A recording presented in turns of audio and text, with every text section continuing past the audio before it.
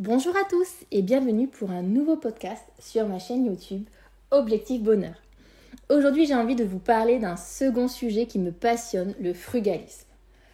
Consommer moins, travailler moins, gagner plus et vivre plus. Voilà ce dont j'ai envie de vous parler aujourd'hui. Alors, qu'est-ce que c'est le frugalisme ? En définition, vous trouverez sur internet que c'est un mode de vie qui consiste à vivre en dessous de ses moyens et à épargner avec comme objectif de quitter la vie active bien avant l'âge de départ en retraite. Alors, il y a un seuil qui est donné, qui est de 35 ans. Bon, je pense que ça fait peut-être encore un peu jeune pour arrêter de travailler complètement. En tout cas, voilà, c'est une idée à se donner.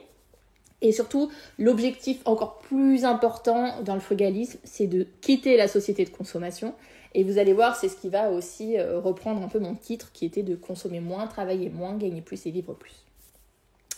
Alors, je ne sais pas vous, mais personnellement, pour moi, il est loin le temps du travailler plus pour gagner plus. J'ai 30 ans et clairement, je ne me projette pas forcément sur une potentielle retraite. Alors, travailler plus pour quelque chose qui n'existera peut-être plus dans 30 ans, je me dis à quoi bon ? N'y voyez pas là un manque d'optimisme, mais plutôt, je dirais, du réalisme et une envie de vivre dans le présent, profiter de mes proches et de croquer la vie à pleines dents. Voilà ce qui m'a principalement dirigée vers le frugalisme, mais pas que. Le temps défile, j'ai mes enfants qui grandissent. Le Covid m'a vraiment permis de réaliser que je passais finalement plus de temps au travail qu'avec mes enfants. Je me souviens, mon petit qui allait avoir 3 ans, pendant le Covid, on jouait au domino, on jouait à des jeux de société. Voilà, je l'ai vu finalement, je l'ai vu être un petit garçon. Et je crois que je n'avais pas vraiment réalisé qu'il était devenu ce petit garçon-là. Et pendant le Covid, j'ai pu participer à sa propreté. Et je pense que malheureusement, s'il n'y avait pas eu le Covid, que je n'avais pas été enceinte de mon deuxième, j'aurais pas été à la maison pour profiter pleinement de ces moments. Et là, j'ai vraiment pris une claque et je me suis dit, mais Pauline, change les choses. Tu ne peux pas continuer à travailler autant. Faut savoir que j'étais à 40 heures par semaine. Et finalement, avoir fait des enfants pour les voir très peu, parce que combien de temps on les voit, nos enfants, quand on travaille, c'est quoi, 1 heure le matin avant de les déposer à l'école ou à la nounou, garderie. Et puis quoi, 2 heures, 3 heures le soir, maxi. Et puis ces 3 heures, même pas vraiment qualitatif, parce que qu'est-ce que vous faites ? Vous faites le bain, vous faites à manger, vous lisez l'histoire, bisous au lit, voilà ce que c'est 2-3 heures maxi. Voilà, je pense que on mérite de vivre autrement, vraiment. Et nos enfants aussi méritent de vivre autrement. Donc en fait, voilà, j'ai envie de les observer grandir et voilà, d'être présente tout simplement pour eux.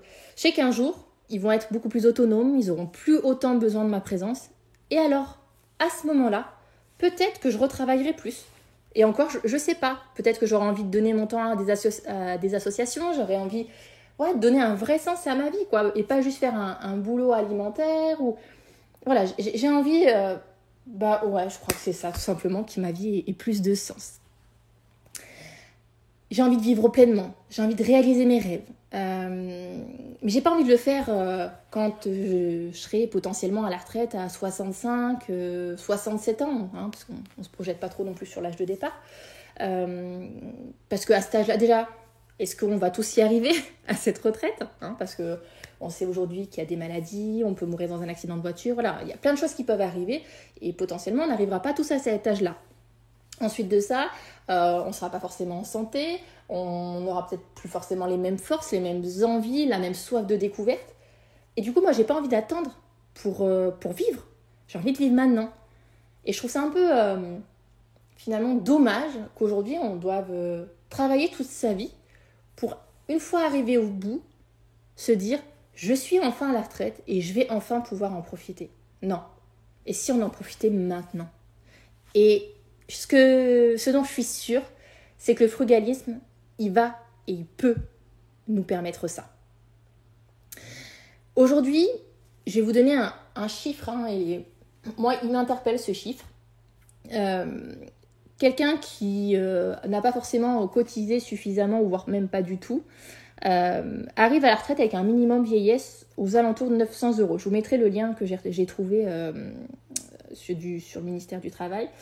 Donc voilà, finalement, si vous arrivez à l'âge de la retraite et que vous n'avez pas forcément travaillé, peut-être qu'avant vous bénéficiez du RSA, voilà, vous partez avec 900 euros quand vous n'avez plus l'âge de travailler en tout cas. Et si vous avez travaillé toute votre vie, vous avez cotisé suffisamment de trimestres, donc 43 de mémoire, eh bien la moyenne qui nous est donnée, sachant qu'on parle d'une moyenne, et que quand on entend la moyenne aux infos du salaire des Français, on est aux alentours de 2500 euros. Prie-moi de croire que personnellement, et pourtant j'ai un diplôme, je suis dans une très bonne entreprise, je gagne, je pense, plutôt pas mal ma vie, mais je suis très très loin des 2500 euros. Donc faites les calculs. Eh bien quelqu'un qui travaille toute sa vie, en moyenne, parce qu'on parle toujours d'une moyenne, part à la retraite avec 1500 euros. Quand je vois l'écart qu'il y a entre mon salaire actuel et le salaire moyen des Français, je peux vous dire que si je pars à la retraite avec 1200 euros, ce sera déjà beau. Donc finalement, travailler toute sa vie pour gagner 300 euros de plus que le minimum vieillesse, je sais pas. Moi, ça me laisse dubitative. Alors, vous ferez votre avis. Moi, j'ai le mien. Ici, je vous partage vraiment ma réflexion personnelle. Je sais que certains, ils ne penseront pas du tout comme moi. Et bien sûr qu'ils ont raison. Et autant raison que moi d'avoir leur façon de penser. Je suis absolument pas là pour juger. Et je suis pas là non plus pour vous dire stop, arrêtez de travailler et vivez du RSA et du minimum vieillesse. Pas du tout. Simplement, ce que je veux vous faire comprendre, c'est que votre vie, elle est maintenant entre vos mains. Et ne courez pas après cette retraite et cet idéal de se dire un jour, je vais enfin pouvoir en profiter. Profitez-en maintenant. Alors, peut-être qu'arrivé à l'âge de 65-67 ans, on est d'accord, peut-être que j'aurai pas, moi, finalement, ces 1500 euros. Mais en tout cas, aujourd'hui, je prends mes décisions en connaissance de cause. Et j'anticipe le fait que peut-être je n'aurai pas suffisamment à ma retraite pour vivre. Et encore que je me dis peut-être que finalement, l'objectif, ça va être d'apprendre à vivre avec 900 euros. Et si c'était possible? Mais bon, ça, on le détaillera dans une prochaine vidéo. Donc finalement, j'ai bien réfléchi et pour moi, la clé, c'est de vivre différemment dès maintenant. Et c'est le frugalisme que j'ai trouvé en réponse. Donc en effet, comme vous le savez, ça fait quelques années que je pratique déjà le minimalisme et que donc je consomme moins. Parce que je vous l'ai dit au départ, finalement, l'objectif du frugalisme, c'est de consommer moins. Et finalement, en passant par l'étape du minimalisme il y a quelques années, j'ai désencombré et quand on désencombre beaucoup, on se rend compte qu'on n'a pas du tout envie de réencombrer sa maison et donc on n'a plus envie de consommer comme avant et qu'on se dit que chaque chose qui va rentrer dans sa maison, c'est peut-être quelque chose qu'on aura à sortir à un moment donné. Donc stop le cercle vicieux et ça vraiment, ça m'a permis de prendre beaucoup de distance sur ma façon de consommer. Et le fait de désencombrer, j'ai gagné déjà du temps. J'ai gagné du temps parce que qui dit moins de choses, dit moins de rangement, moins d'entretien, mais aussi un ménage facilité. Et donc le fait de consommer moins, non seulement ça m'a fait gagner du temps, mais en plus de ça, j'ai gagné plus parce que j'ai acheté moins. Et puis, je suis passée par une phase de tri qui m'a aussi rapporté beaucoup parce que même si cet argent, je l'avais dépensé, n'empêche qu'il dormait chez moi et que ces objets, je ne les regardais plus. Donc du coup, je leur ai redonné une valeur en les vendant. Donc j'ai gagné plus, là aussi. Donc plus de temps pour moi et ma famille, parce que moins d'objets, et en plus de ça, plus d'argent. Bon déjà c'est super, je suis en bonne voie vers le frugalisme, c'est super. Alors maintenant, je vais vous parler du travailler moins. Vous le savez pour ceux qui me suivent sur Instagram, et je vous mettrai aussi le lien de mon Insta en dessous de la vidéo. Depuis le mois de septembre, je travaille à 80%. Alors, pour vous donner des chiffres, donc je vous ai dit tout à l'heure, avant je travaillais 40 heures par semaine parce que j'avais un système de RTT où je cotisais pour certaines heures et ensuite je les récupérais sur un cycle. Bon, donc je suis passée à 80%, et ce 80%, du coup, c'est un 80% de 35 heures. Donc, aujourd'hui, quand je dis que je travaille à 80%, ben, je fais 28 heures par semaine, parce que c'est 80% de 35 heures. Donc, je travaille 12 heures de moins par semaine qu'avant. Et là, vous allez me dire, wow, c'est énorme. Comment elle va faire pour gagner sa vie?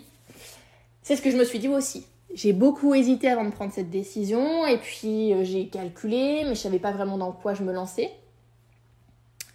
Et puis, belle surprise. Très belle surprise. Sachez que j'ai perdu 400 € par mois en réduisant mon temps de travail, et c'est normal, hein, je fais moins d'heures, donc mon patron me paye moins, c'est la logique des choses. Mais figurez-vous que ces 400 €, j'ai pas l'impression de les avoir perdus, et je pense même que je les ai compensés, et je les gagne en fait. Je les gagne de nouveau. Et je vais vous expliquer comment.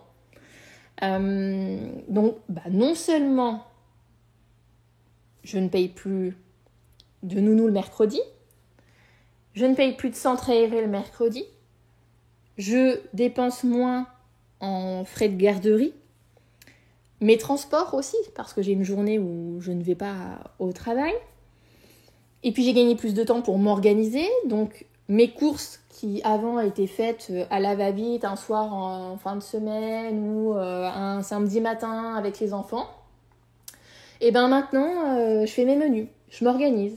Donc j'ai réduit mon budget courses. Pareil, le soir on rentrait fatigué avec mon conjoint, on se disait bon qu'est-ce qu'on fait à manger, on sait pas, on commande un fast-food, on va au resto, voilà, on a divisé par 3 le nombre de nos restos.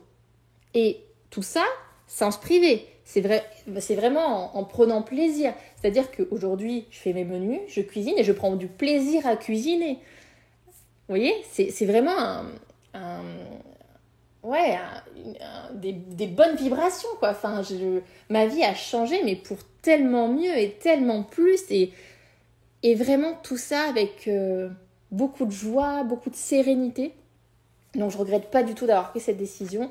Et quand je me dis tout ce sur quoi j'ai économisé et j'ai réussi à finalement compenser mes 400 € de perte de salaire, mais c'est énorme. C'est vraiment énorme. Alors, si vous voulez plus de détails sur mon budget et si ça vous intéresse, n'hésitez pas à laisser en commentaire que vous voulez en savoir plus. Et j'essaierai de vous faire une vidéo vraiment détaillée sur notre budget. En plus, il faut savoir, j'avais oublié de vous le dire ça, qu'il n'y a pas très longtemps, on a acheté une nouvelle maison et on a augmenté notre crédit immobilier. Donc finalement, tout ça, aujourd'hui, en travaillant moins, ça passe. Ça passe. D'accord ? Donc, peut-être que c'est vraiment tout un cheminement, toute une réflexion à mener, mais en tout cas, sachez qu'aujourd'hui, vous pouvez prendre des décisions tout en continuant à vivre bien, et voire même mieux, parce que quand on a plus de temps, on a plus de temps avec ses enfants. Et du coup, je vais vous donner l'exemple. Clairement, mon fils, donc il a 5 ans, je l'avais inscrit au foot quand il avait 3 ans, parce que c'était les samedis matins et du coup que je pouvais l'emmener. À 4 ans, les entraînements sont passés le mercredi de 11h à midi. Voilà, c'est simple, le mercredi je travaillais, il était au centre aéré, personne pour l'emmener au foot. Je l'ai pas inscrit au foot cette année-là. Et je me suis dit, mais c'est dommage, parce que je travaille, je prive mon enfant d'avoir une activité extrascolaire. Et cette année, il a repris le foot. Il a repris son activité extrascolaire. Parce que je travaille moins. Et je gagne moins. Mais finalement, j'ai plus de temps. Je vis mieux, on vit mieux, ma famille vit mieux. Et ça n'a pas de prix. Vraiment, ça n'a pas de prix. Et encore en plus, avant, je culpabilisais de prendre du temps pour moi. Parce que je travaillais 40 heures par semaine, que je voyais peu mes enfants. Et du coup, je me disais, si je dois aller voir une copine ou que je dois aller faire du sport, finalement, c'est le temps que je passe pas avec mes enfants. Sauf qu'aujourd'hui, j'ai une journée entière qui leur est dédiée. J'ai plus de temps la semaine parce que je commence plus tard, je commence à 9h. Donc le matin, on passe plus de temps ensemble. On a même des temps de jeu avant de partir à l'école. Mais je culpabilise plus. Je me dis, moi aussi, j'ai le droit et je peux avoir du temps pour moi puisque j'ai beaucoup plus de temps pour mes enfants. Vous vous rendez compte ? Mais maintenant, je me dis, mais si tu l'avais fait avant, le temps que tu as perdu à te dire, et si j'ai moins d'argent, et comment on va vivre avec moins d'argent, en fait, ça passe. Et ça passe même très bien. Il suffit d'apprendre à vivre autrement. Mais comme vous le savez, si on vivait avec des si, on referait le monde. Vous savez ce qu'on dit ? Donc j'ai pas envie de vivre avec des regrets. Par contre, ce que j'ai envie, c'est vraiment de changer les choses. Et j'espère aussi qu'en m'écoutant, vous aurez envie de changer votre façon de voir votre vie. Alors je vous dis pas d'arrêter de travailler et de partir à la retraite tout de suite parce que peut-être que vous n'en aurez pas les moyens. Après, si vous en avez les moyens, clairement, consacrez-vous à des choses pour lesquelles vous avez envie, qui vous font vibrer, parce que vraiment, je pense que c'est comme ça qu'on doit mener sa vie. Mais en tout cas, voilà, si je peux vous aider à cheminer, ce sera avec grand plaisir. Et voilà, je vous remercie de m'avoir écouté. N'hésitez pas à commenter, à liker, à partager, à me mettre un petit pouce sous ma vidéo. Vraiment, c'est ce qui m'encourage. Et puis, je vous dis à très bientôt pour un prochain podcast sur ma chaîne Objectif Bonheur. Belle journée à tous.